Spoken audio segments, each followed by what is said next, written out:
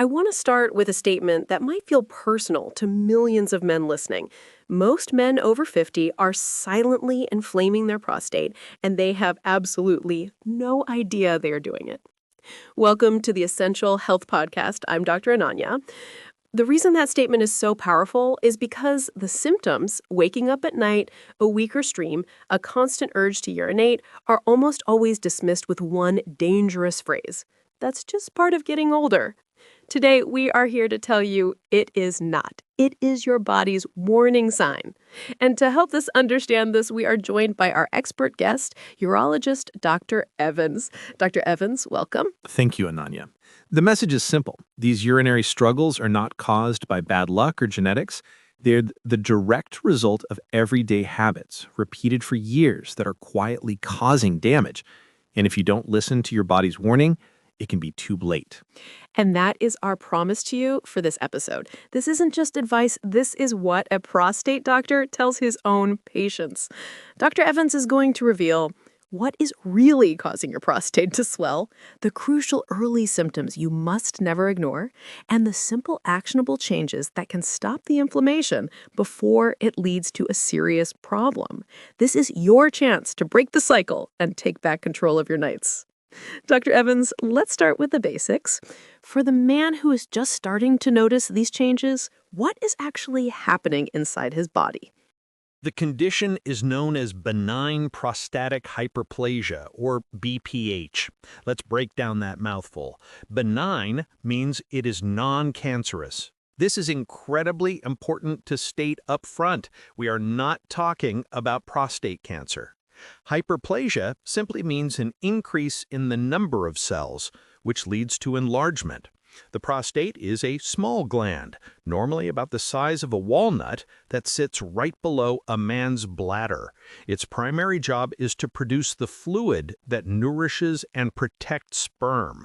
For reasons related to hormonal changes as men age, this gland has a natural tendency to slowly enlarge, particularly after the age of 50. And how does this simple enlargement cause all of the frustrating urinary symptoms? This is the key mechanical issue. I want you to imagine your urethra, the narrow tube that carries urine from your bladder out of your body, is a simple, flexible garden hose. The prostate gland completely surrounds this hose like a donut. In a young man, that donut is small and soft, so the hose is wide open and urine can flow through with great force. As the prostate enlarges with BPH, that donut gets bigger and firmer, and it begins to gently but persistently squeeze the garden hose. This pressure does two things. First, it narrows the opening, which is why the urine stream becomes weaker. But the bigger problem is that it makes it very difficult for the bladder to fully empty. The bladder squeezes, but it can't overcome the resistance from the prostate to get that last bit of urine out. And that incomplete emptying is what leads to the frequent urination, because the bladder fills up to the full signal much faster. Precisely. It's a vicious cycle, and it's crucial for everyone to understand that BPH does not appear overnight. It is a slow, gradual process that develops over years, often without any alarming signs at first. And this is why so many men attribute the early symptoms to just getting older. They don't realize it's a progressive condition that, if left unaddressed, can eventually lead to more serious issues like bladder damage or urinary retention. Understanding that it's a slow burn is what empowers men to take proactive steps early on. That's a perfect segue into what I think is the most important part of this act. You've mentioned these early indicators. So many men are rushing off minor inconveniences. Let's create a clear checklist. What are those first subtle whispers from the body that a man must never ignore? This is the list I want every man over 50 to listen to, honestly. The first sign is often a weakened or interrupted urine stream. The flow just doesn't feel as strong as it used to. It might feel slow, or it might start and stop. The second is that feeling of incomplete emptying. You finish urinating, but you have a nagging sensation that there's still something left in the bladder. This can lead to an increased urgency to go again just a few minutes later. The third, and the one that destroys quality of life, is nocturia. This is the official term for needing to get up multiple times at night to urinate. Waking up once might be normal. Waking up 2, 3, or 4 times is not. It is a direct sign that your bladder is not emptying properly during the day. And the fourth sign, which men often find embarrassing and don't talk about, is post-void dribbling. This is where urine continues to leak or dribble for a few moments after you've finished urinating. Again, these are not just quirks of aging. They are clear signals that your prostate is beginning to cause an obstruction. Ignoring them allows the condition to progress silently. The earlier BPH is identified, the more tools we have to manage it effectively and preserve your long-term bladder health. Dr. Evans, that checklist of early symptoms is incredibly valuable. I think you've just given a lot of men listening a real aha moment, connecting those minor inconveniences to a bigger picture. Now I want to get to the heart of your initial powerful statement, that this inflammation is not bad luck, but the result of everyday habits. So let's open the case file. What is the single most common and harmful habit you see in your practice that directly contributes to prostate inflammation? Anya, the most common and damaging habit is one that almost every single person does without a second thought. It's the act of regularly holding in your urine. Just holding it? We've all been there. You're in a long meeting, you're stuck in traffic, you don't want to use a public restroom. How can something so simple be so harmful? It feels harmless, but what you're doing is fighting your body's natural signals. And that creates a cascade of problems, especially for a man with an already enlarging prostate. When your bladder signals that it's full, it's a polite request. If you ignore it, you are forcing your bladder muscles to work overtime to contain that pressure. Think of it like trying to hold a powerful spring compressed with your bare hands. It requires a lot of force and it creates a huge amount of internal tension. This sustained internal bladder pressure does two very damaging things. First, it directly irritates the prostate gland itself, which is sitting right at the base of the bladder.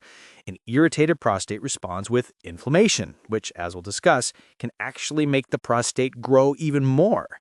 But second, the longer that urine sits stagnant in the bladder, the more concentrated it becomes. This concentrated urine can be an irritant on its own, and it creates the perfect breeding ground for bacteria, significantly increasing your risk of a urinary tract infection, a UTI, which is another major source of inflammation. So by delaying urination, you are creating pressure, irritation, and a risk of infection all at once. It's a triple threat. It's a triple threat. And for a man who already has BPH, whose garden hose is already partially squeezed, this is pouring gasoline on the fire. Your bladder is already struggling to empty. When you force it to hold even more for longer, you're weakening the bladder muscle over time, stretching it beyond its elastic limit. Eventually, it struggles to empty fully even when you give it the chance. You're training your bladder to be inefficient. Listening to your body and urinating when the urge first arises is a simple but profound preventative act. That's an incredibly powerful habit to change. So holding it in is saboteur number one. What are the other lifestyle factors that are silently contributing to this inflammation? The next category is what I call pro-inflammatory lifestyle choices. These are the daily inputs that raise your body's overall level of systemic inflammation, which then makes your prostate more vulnerable. The first and most obvious is a high caffeine intake. Caffeine is a known bladder irritant and a diuretic. It makes you produce more urine and it makes your bladder feel more twitchy and urgent. For a man with BPH, adding that extra pressure and irritation can significantly intensify his symptoms.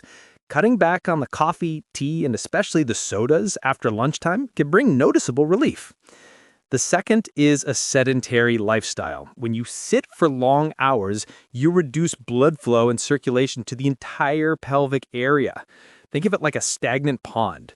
This sluggish circulation can contribute to fluid retention and inflammation in and around the prostate.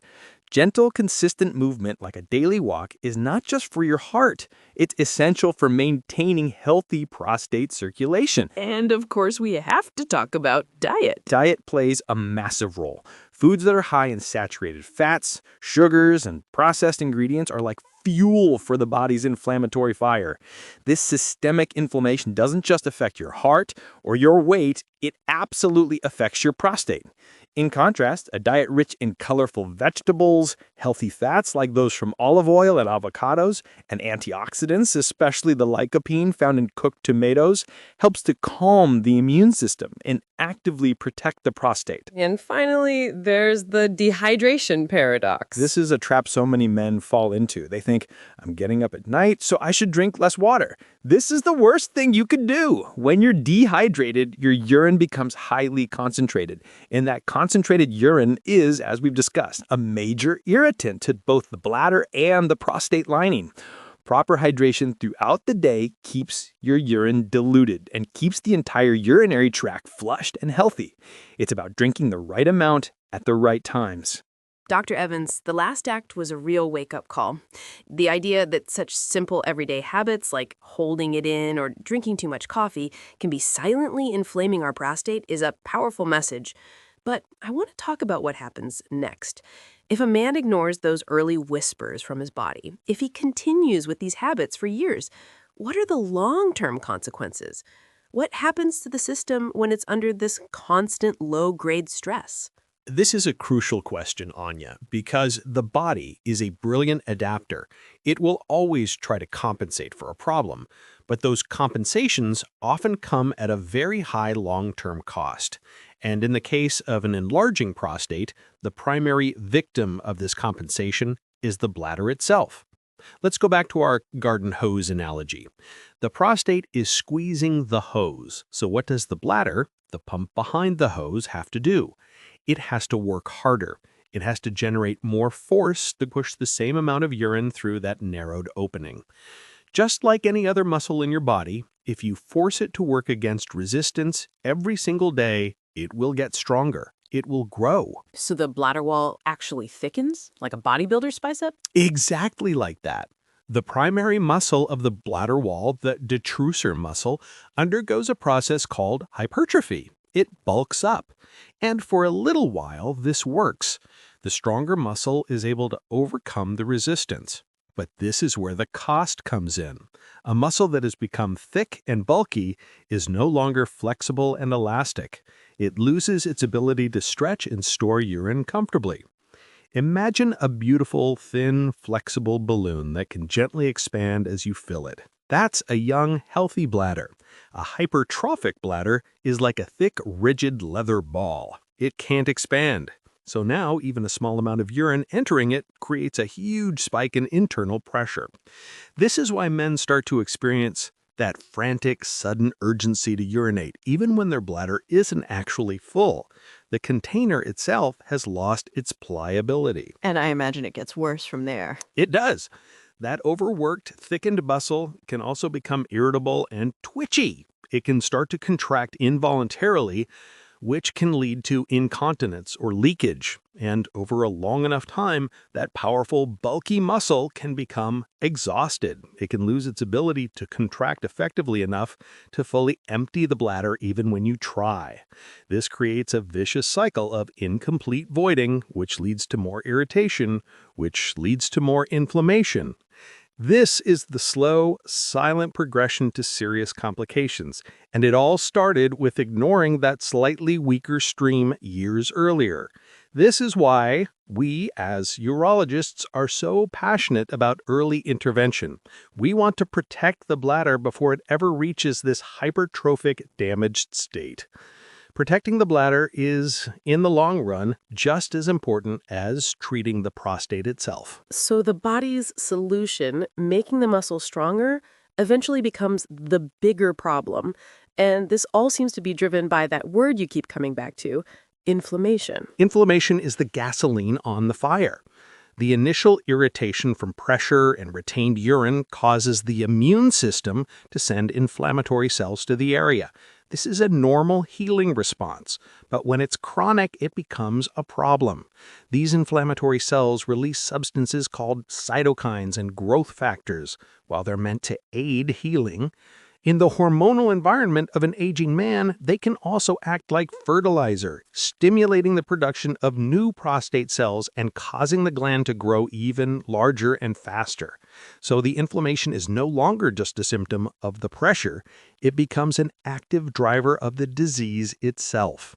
This is why many men with BPH don't just have urinary symptoms, they also have that ongoing dull ache or sense of pelvic pressure.